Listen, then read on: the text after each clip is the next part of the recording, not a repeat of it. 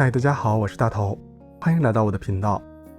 今天我们做蓝莓奶酥，这是一道制作简单但非常美味的甜点。使用当前正应季的新鲜蓝莓，搭配表面香甜酥脆的奶酥，一口下去是夏天的味道。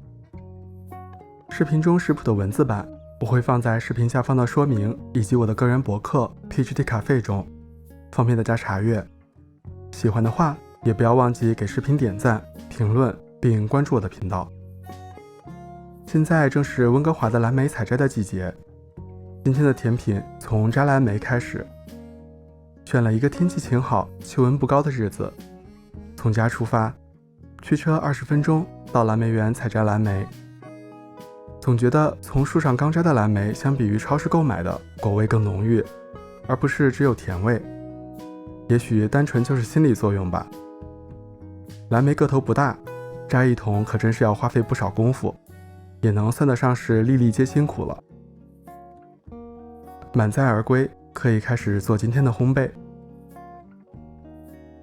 我用了一个长22厘米、宽14厘米、高5厘米的烤盘，可以根据你手边已有的容器大小，按比例增减食材的用量。烤箱预热180摄氏度或350华氏度。这个甜点做起来非常快，所以烤箱记得提前预热。500克蓝莓洗净并沥干水分，加入30克糖、10克柠檬汁、7克玉米淀粉，搅拌均匀。我希望蓝莓奶酥味道里的主角还是蓝莓，所以用了很多蓝莓，而糖的比例并不高，吃起来不会太甜腻。少量的糖与柠檬汁能更加衬托蓝莓酸甜的味道，并增强它的水果香气。一点玉米淀粉在加热的过程中糊化，与蓝莓中的果胶共同作用，使得最后烤出的蓝莓果汁变得略微粘稠，比较容易用勺子盛出来。接着来制作表面的奶酥部分。中筋面粉120克，棕糖60克，杏仁片30克。我提前切碎了，不需要切得特别均匀。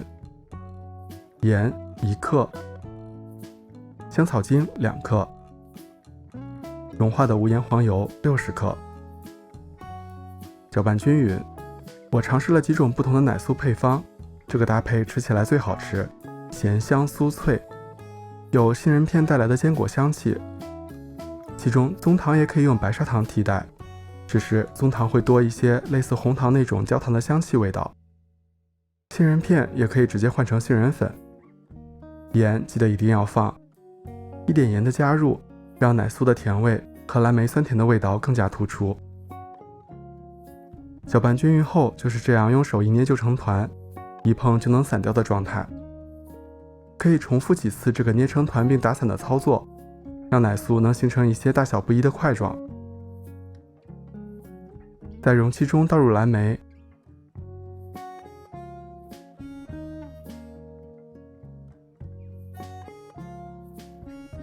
表面均匀撒上奶酥。为了防止沸腾的蓝莓果汁溅到烤箱里，我还会在底部额外垫一个烤盘，放入180摄氏度或350华氏度预热好的烤箱中，烘烤50分钟。如果你根据自己容器的大小按比例增减了食材，烘烤时间也要相应调整。直到表面的奶酥金黄上色，容器边缘能看到蓝莓果汁在沸腾。出炉后室温静置1小时。冷却不仅是为了防止高温烫嘴，此时容器里面的果汁流动性还是比较好的。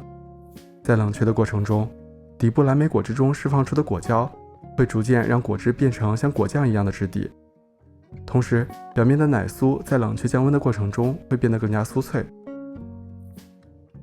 等待的时间总是过得很慢，还有一点点余温，我就已经迫不及待想要吃了。蓝莓的用量很大，烘烤的过程让蓝莓味道浓缩，而且只放了少量的糖，果香四溢，酸甜适中。表面的奶酥香甜酥脆，丰富了口感，真的非常好吃。虽然夏天十分不想开烤箱，但是为了这个甜点，我还是愿意忍耐一下高温的厨房。那今天的视频就是这样了，喜欢的话不要忘记点赞、评论并关注我的频道。我是大头，我们下期再见。